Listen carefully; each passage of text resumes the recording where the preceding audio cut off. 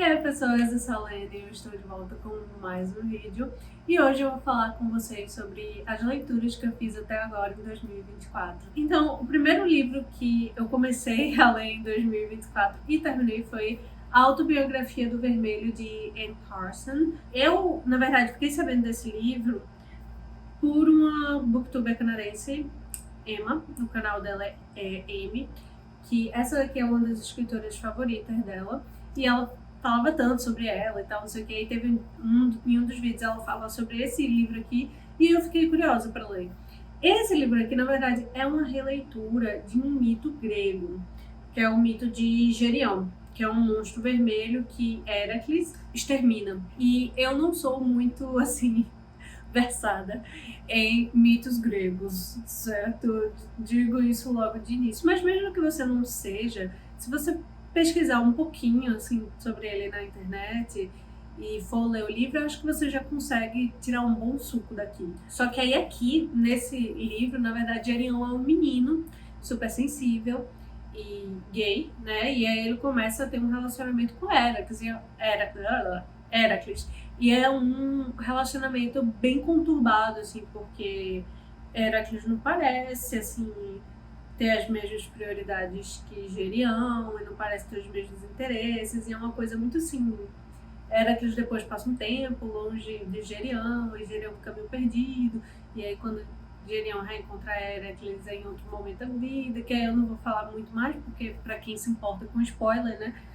Se bem que eu acho que esse não é um livro, assim, que você saber o que vai acontecer na história estraga. Mas, de qualquer forma, eu vou segurar a minha língua aqui. Então é isso, é bem interessante, porque ela cria aqui um Gerion que não é um monstro em si, mas que, de certa forma, ele não se encaixa na sociedade. Ele é visto de forma diferente, ele se vê e se comporta de forma diferente. Então, há essa coisa dele não conseguir se encaixar completamente. E aí, às vezes, ela descreve ele de um jeito que você fica, não, tá, calma, mas ele é algum ser sobrenatural ou ele é só um menino? Então fica um pouco confuso e eu acho interessante porque eu acho que a ideia é exatamente essa, é você ficar vendo um menino, mas ao mesmo tempo vendo um ser completamente diferente. Porque aí é que você sente essa angústia, essa coisa de, meu Deus do céu, eu não me encaixo, eu não sou igual aos outros, e como é que eu faço? A escrita dela é em versos, e em toda tradução a gente vai perder alguma coisa, né? E eu acho que quando essas escritas são assim em verso, você deve perder bastante da sonoridade da língua, sabe? É muito difícil, por mais que o tradutor tente ao máximo manter a sonoridade ali, enfim, é muito complicado e às vezes não tem como. Né? Porque as palavras não são iguais. Sendo em verso, a leitura flui muito, assim, porque são pequenas frases e tal, então segue muito tranquilamente a leitura. Mas aí eu fico, por que em verso, sabe? Porque pelo menos assim, traduzido, é aquele tipo de coisa de se fosse um parágrafo. Ah, mas se não for em verso, vai ficar um parágrafo só cada capítulo. Cada capítulo só são 2 páginas, então, enfim, tá tudo bem. Fluiria da mesma forma, entendeu? Porque são frases objetivas. Mas, enfim, é aquela coisa, né? Eu não sou a pessoa mais versada nessa questão aí de escritas em verso. Mas enfim, é um livro bem emocionante. Eu não lembro se eu chorei exatamente, mas tiveram momentos assim que eu cheguei perto, eu lembro disso, porque é realmente angustiante a vida do bichinho e também tem alguns gatilhos aqui. É interessante vocês darem uma olhada nos gatilhos antes de pegar o livro. Não que o livro seja super pesado, certo? Mas no início, na parte da infância dele aqui, tem umas cenas que é bem... E assim, eu não estava esperando essas cenas. Então, enfim, tô avisando aí. O próximo livro que eu terminei em 2024 foi Casa de Penhor, de João Zanel Carrascosa, que é um autor nacional contemporâneo. E ele é o autor da trilogia do Adeus, que tem 2 dos meus livros favoritos da vida. O terceiro livro da trilogia do Adeus eu não gosto muito, tá? Eu gosto, mas não se tornou favorito. Mas os 2 primeiros são chef's kiss pra mim. E esse livro aqui na verdade, vários contos, e cada conto fala sobre algum objeto, um conjunto de objetos que tem na casa de penhor, né, na mesma casa de penhor. Aí é interessante porque, além de ser lindo, assim, porque, enfim, se você leu a trilogia do Adeus, você sabe que esse homem tem uma capacidade incrível, assim, de escrever poeticamente, assim. Ele vomita poesia quando ele escreve. É impressionante mesmo, assim, o poder poético da escrita dele. E, de fato, alguns aqui são versos. É muito lindo, e tem uns que são emocionantes, outros que são super tristes, assim, porque são objetos sentimentais. Às vezes não. Um dos contos aqui não é sentimental, mas a história em si é emocionante, porque da pessoa tá indo lá na loja de penhorar. É incrível a forma como ele escreve, e foi muito bom, assim, ler esse livro, sabe? Principalmente no momento em que eu li, porque eu tava passando por uma ressaca, assim, literária, né? Tava meio... Por mais que em janeiro eu tenha lido bastante, porque eu li, eu acho que 4 livros em janeiro, que são justamente os 4 livros físicos que eu vou mostrar aqui pra vocês, mas mesmo assim eu tava com aquela sensação de ressaca literária, tanto é que todos os livros foram bem curtinhos. E aí eu peguei esse daqui justamente na esperança de me dar um gás na leitura, e foi isso que ele me deu, um gás, assim, pra ler mais, porque a escrita dele é maravilhosa de ler, e a ideia em si de um livro de contos com histórias dos objetos que chegam na casa penhor, e é bem interessante como as histórias vão se entrelaçando de alguma forma, porque se passam na mesma casa de penhor. Então, assim, sei lá, a gente vê alguém indo penhorar um objeto, e o personagem de outro conto tá lá no fundo dessa história, sabe? Então, é bem interessante como ele liga, assim, as histórias, e não necessariamente elas seguem a linha cronológica, assim, do que é penhorado primeiro. Mas, enfim, foi uma leitura muito legal. Não chegou a entrar nos meus favoritos. Eu acho que eu dei 4 estrelas pra ele, se eu não me engano. Foi muito bom, mas ao mesmo tempo não teve o mesmo impacto que os 2 livros da trilogia do Adeus tiveram pra mim, por exemplo. Mas muito bom. Quero continuar lendo mais do autor. O próximo que eu terminei, que eu li lado a lado com Casa do Penhor, foi o Manifesto do Partido Comunista de Karl Marx e Friedrich Engels. Eu nunca sei pronunciar o nome dele. E, assim, foi uma leitura interessante. Eu não me digo comunista ou socialista ou nada do tipo, porque eu acho que eu preciso estudar mais, assim, antes de eu poder dizer, assim, com convicção que eu sou uma coisa ou outra. A única coisa que eu sei, com certeza, é que eu não sou capitalista, tá? E que eu acho que a gente poderia viver num mundo não capitalista, ok? Quem diz que só o capitalismo é possível no mundo está viajando, ou então se beneficia muito do capitalismo em si. Mas foi uma leitura, assim, bem interessante, mas eu esperava talvez um pouco mais, justamente por ser um livro, assim, tão mencionado, tão falado, eu esperava mais. Mas aí, claro, de novo, a gente tem que lembrar que esse livro, na verdade, foi escrito mais como um manifesto, assim, não foi uma ideia de ser um livro de estudo e tal, né? Um manifesto, como manifesto ele serve, apesar que eu senti falta de em algumas coisas ele explicar um pouco melhor, ou ter uma visão um pouco mais ampla, mas lógico que é sempre interessante a gente lembrar que Marx, apesar de tudo e apesar de ter sido um revolucionário, ele era um homem branco europeu, e ele viveu nos anos de 1800, então assim, tem a sua limitação, né, por causa do tempo e de quem ele é, enfim. Tem suas limitações, não vai ser como se fosse um texto escrito por uma, sei lá, escritora feminista negra de hoje em dia. Não, né? Vai ter suas limitações, claro. Dito isso, foi interessante, mas como eu falei, eu esperava mais. Mas uma coisa interessante aqui que, por exemplo, hoje em dia, uma coisa que eu vi lendo esse livro aqui, é que, por exemplo, hoje em dia, o termo burguês ou burguesia, a gente usa muito para falar, por exemplo, da classe média, né, digamos assim. Só que quando ele fala de burguesia aqui, ele não tá falando da classe média, ele tá falando da classe alta, ele tá falando das pessoas que não precisam trabalhar para sobreviver. As pessoas que, se parassem de trabalhar, viveriam tranquilamente. E não são tipo, pessoas que ganham tanto dinheiro que aí fazem um pé de meia e não precisam mais trabalhar. Não. São pessoas que nasceram sem precisar trabalhar e vão morrer sem precisar trabalhar, porque elas detêm o capital em si. Então são pessoas que tipo, estavam pau a pau com a aristocracia, né? Com pessoas assim, nobres e tal, enfim, que é justamente, né, um período que foi nascendo os ricos fora da nobreza. E é engraçado que hoje em dia não. A gente usa o termo burguês de forma muito mais assim, abrangente. Então é interessante ver aqui a diferença de como ele usa o termo burguês para o que a gente usa hoje em dia, pelo menos aqui no Brasil. Enfim, foi interessante, mas de novo, o livro em si não me trouxe nada de novo, mas também é porque eu vivo na era digital, não é mesmo? Então, assim, muita gente que eu acompanho fala sobre essas ideias e tal. Então, assim, são coisas que eu já tinha consumido por outras mídias, né? Mas mesmo assim foi interessante ver direto da fonte. Mas para eu dizer mais assim o que eu acho sobre o que as ideias de Marx e tudo e tal, eu realmente precisaria ler mais dele, porque eu não acho que só por esse livro daqui dá para dizer com convicção assim, nossa, porque as ideias dele são isso, isso e aquilo. Não. Tem algumas coisas interessantes, tem algumas coisas que eu fiquei. Apesar de que agora eu não lembro, porque faz muito tempo que eu li esse livro. Eu acabei de abrir aqui numa página uma coisa que eu anotei aqui, que é algumas coisas, por exemplo, em relação a quando ele escreve, a questão da claridade do que ele está escrevendo, que eu senti falta de algumas coisas. Porque, por exemplo, o texto, para mim, ele às vezes soa muito para quem já conhecia essas ideias, não para quem quer conhecer.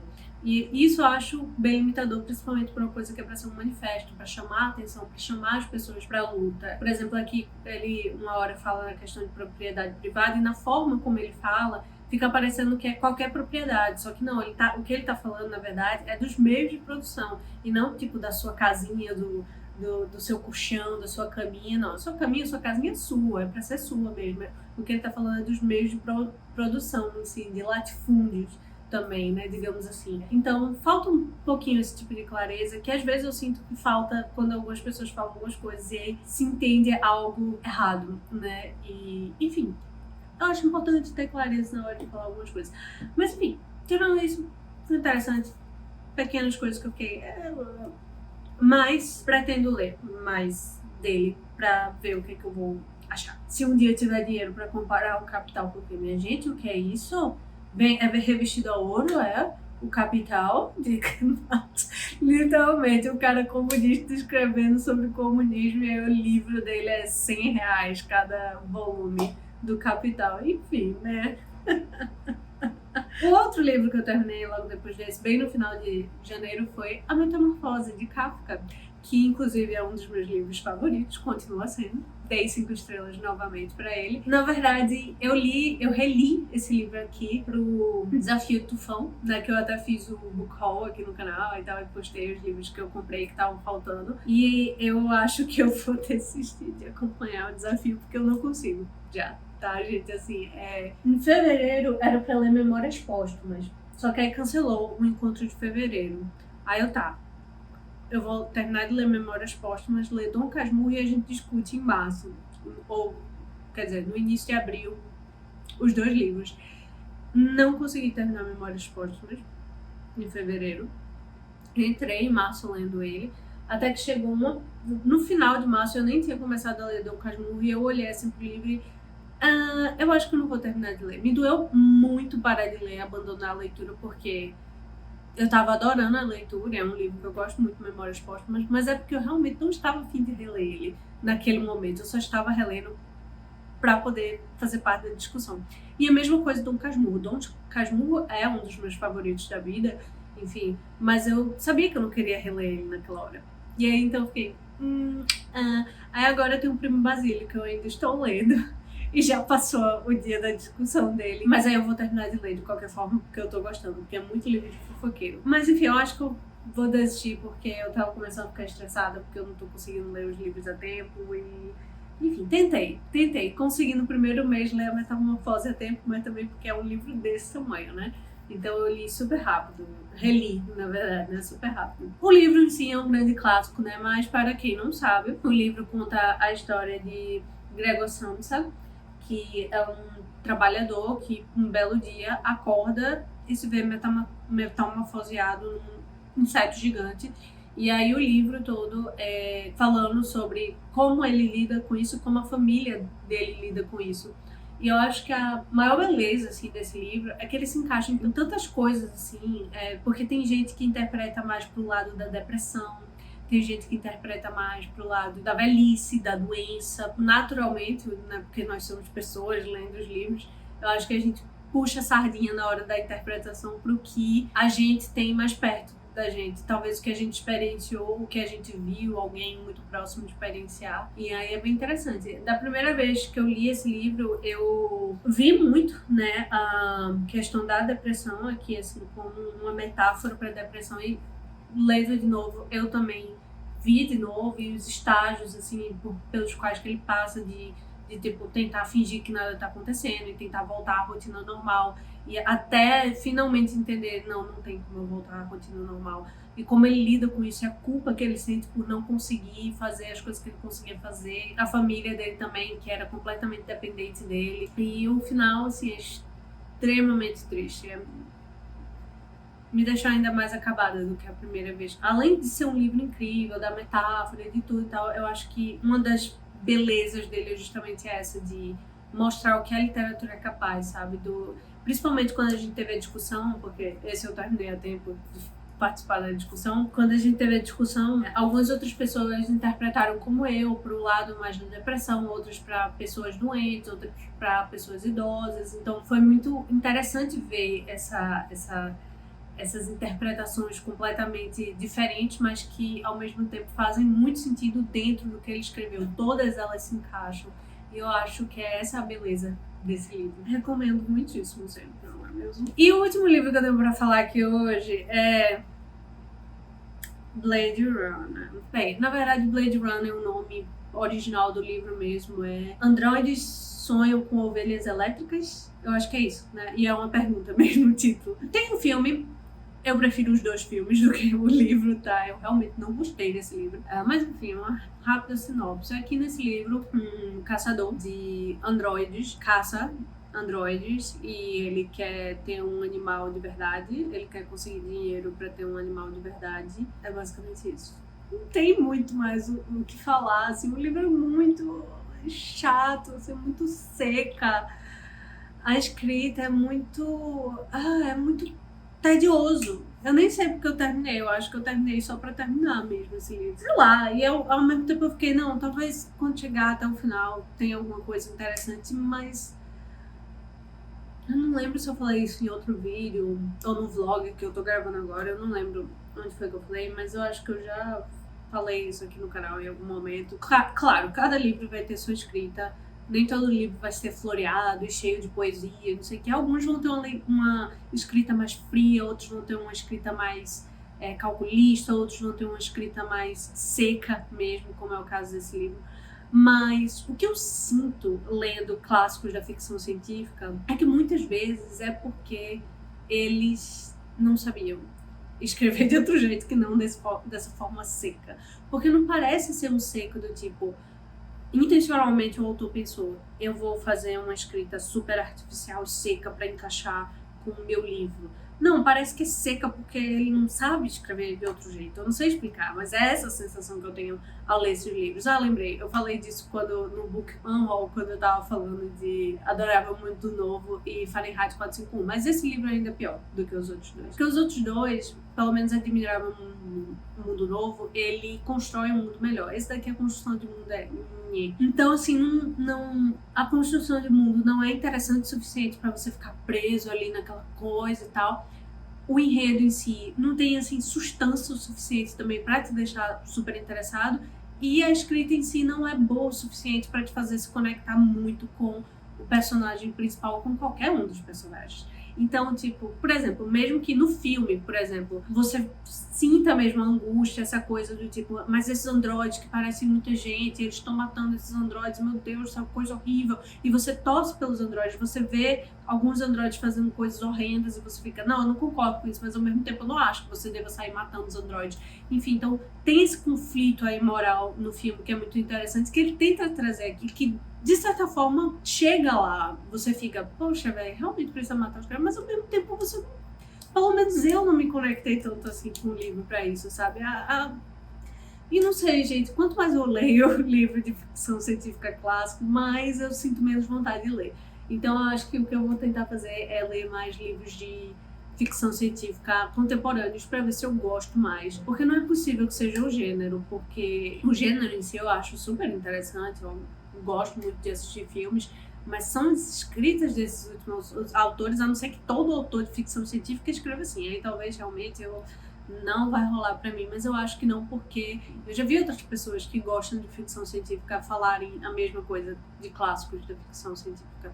Então, pra mim, a sensação que eu tenho é que eles tiveram a ideia de tipo, ai, um mundo em que tal coisa acontece, mas daí pra chegar e escrever tchac, tchac, tchac, tchac, tchac, e tornar a escrita algo envolvente, não acontece. O único clássico de ficção científica que eu gostei foi Duna. Enfim, é isso.